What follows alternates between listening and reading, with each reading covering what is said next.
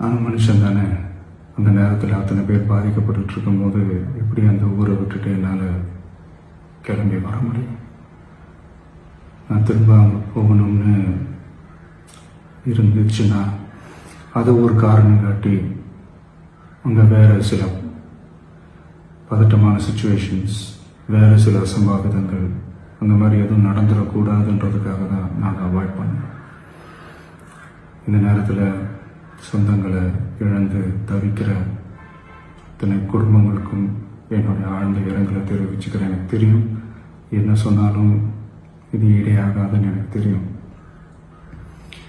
ஹாஸ்பிட்டலில் ட்ரீட் பண்ணிகிட்ருக்கிற எல்லாருமே சீக்கிரமாக க்யூர் ஆகி வரணுன்றதை இந்த நேரத்தில் நான் வேண்டிக்கிறேன். கூடிய சீக்கிரமே உங்கள் எல்லாரையும் நான் சந்திக்கிறேன்.